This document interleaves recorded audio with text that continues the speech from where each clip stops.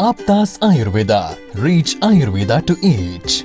Ayurgrama 2.0, a unique national level Ayurveda contest on behalf of Charaka Jayanti 2024 with the theme Charaka for Change. In collaboration with Vishwa Ayurved Parishad, organized by Aptas Ayurveda Trust, supported and guided by National Commission for Indian System of Medicine, Rashtriya Ayurveda Vidyapith, Morarji Desai National Institute of Yoga, sponsored by Ashtavaidyan Thaika Tumos, Vaidyaratnam Aushadashala Trishur Kerala, Ayurveda Shramam Private Limited Chennai, Tamil Nadu, Unit of Shri Hospitals Group, Shri Dhutapapeshwar Private Limited Mumbai. Prize for the contest is sponsored by students of late Vaidyaji Srinivasa Acharya.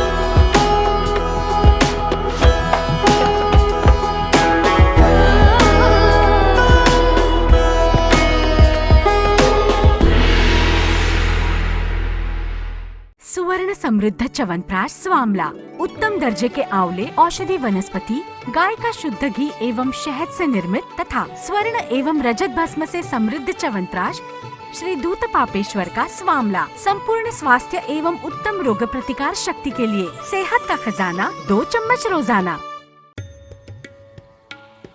Sri Ayurvedic presents Pandit D. Gopalacharlu's Madhifala Rasayanam. It is made with tons of natural sweet lime, lemon and ginger. It works effectively in indigestion, gas trouble, loss of appetite and jaundice. With Pandit D. Gopalacharlu's Madhifala Rasayanam, stay safe, stay healthy.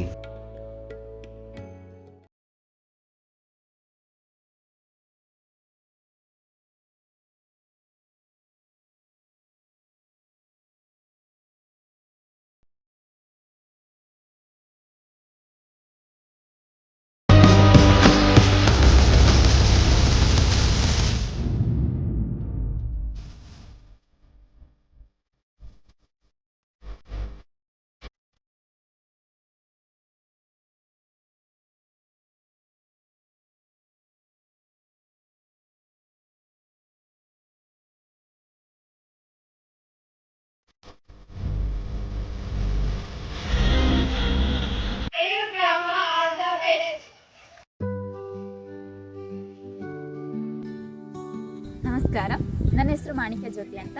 ನಾನು Sushruta Ayurveda college ಮತ್ತು ಆಸ್ಪತ್ರೆ ವತಿಯಿಂದ ಆಪ್ತಾಸ್ Ayurveda trust ಅವರು ಆಯೋಜಿಸಿರುವ ಆಯುರ್ಗ್ರಾಮ 2.0 ಎಂಬ ಕಾರ್ಯಕ್ರಮದಲ್ಲಿ ಪಾಲ್ಗೊಳ್ಳುತ್ತಿದ್ದೇವೆ. ನಮ್ಮ ತಂಡದ ಹೆಸರು ಸಂಕಲ್ಪ.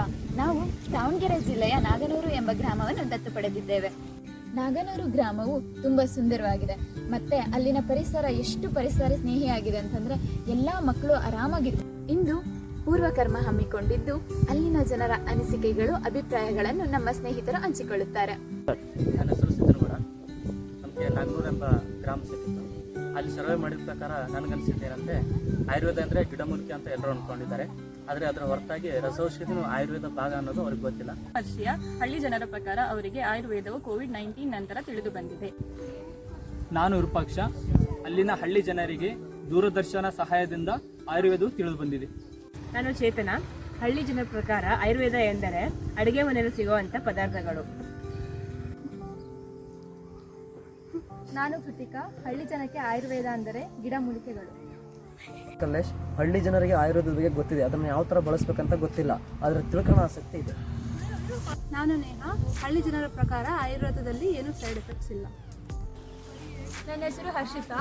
ಕೆಲವರ ಪ್ರಕಾರ ಅಲೋಪತಿ ಬಂದಾಗಿಂದ ಯಾರು ಆಯುರ್ವೇದವನ್ನು ಬಳಸುತ್ತಿಲ್ಲ. ನಾನು ವೈಷ್ಣವಿ. ಹಳ್ಳಿ ಜನರ ಪ್ರಕಾರ ಆಯುರ್ವೇದ ಎಂದರೆ ಪಾರಂಪರಿಕ ವಿದ್ಯೆ. ನಾನು ತಸ್ಲೀಂ. ಹಳ್ಳಿ ಜನರ ಪ್ರಕಾರ ಆಯುರ್ವೇದದ ಔಷಧಿಗಳು ನಿಧಾನವಾಗಿ ಕೆಲಸ ಮಾಡುತ್ತವೆ. ನಾನು ಕವನಶ್ರೀ. ಎಷ್ಟೋ ಜನಕ್ಕೆ ಆಯುರ್ವೇದ ಅನ್ನುವುದು ಅರಿವಿಲ್ಲದೆ ಅದನ್ನು ದಿನನಿತ್ಯ ಉಪಯೋಗಿಸ್ತಾರೆ. ಉದಾಹರಣೆಗೆ ಕಷಾಯ, ಹಾಲು, ಅರಿಶಿನ, ತುಳಸಿ ದಳ. ನನ್ನ ಹೆಸರು ಸಫೀನಾ. ಹಳ್ಳಿ ಜನರ ಪ್ರಕಾರ ಆಯುರ್ವೇದದ ಔಷಧಗಳು ಇಂಗ್ಲಿಷ್ ಮೆಡಿಸಿನ್ಗಿಂತ ಉತ್ತಮ. ವಿನಾಯಕ. ಹಳ್ಳಿ ಜನರ ಪ್ರಕಾರ ಆಯುರ್ವೇದ ಎಂದರೆ ಗಿಡಮೂಲಿಕೆಗಳನ್ನು ಉಪಯೋಗಿಸಿ ಮನೆಮದ್ದು ತಯಾರು ಮಾಡಿ ಕಾಯಿಲೆಗಳನ್ನು ನಿವಾರಣೆಗೊಳಿಸುವುದು. ಅದು ಹಳ್ಳಿ ಜನರ ಸರ್ವೇದ ಪ್ರಕಾರ ಶೇಕಡ 60% ಜನರಿಗೆ ಆಯುರ್ವೇದ ಬಗ್ಗೆ ಗೊತ್ತಿಲ್ಲ. ಗೊತ್ತಿರೋದಲ್ಲಿ ಕೆಲವೊಂದು ಕಾಯಿಲೆಗಳು ಇಂಗ್ಲೀಷ್ ಮೆಡಿಸಿನಿಂದ ವಾಸಿಯಾಗಿಲ್ಲ, ಅದನ್ನು ಆಯುರ್ವೇದ ಮೆಡಿಸಿನಿಂದ ವಾಸಿಯಾಗಿದೆ. ಆದರೆ ಆಯುರ್ವೇದ ಚಿಕಿತ್ಸೆಯು ಅವ್ರದ್ದು ಕೊನೆಯ ಆಯ್ಕೆಯಾಗಿದೆ. Ayurgrama 2.0 Ayurgrama Ayur Bharata. Subscribe and share this video to all and join hands with us to reach Ayurveda to each.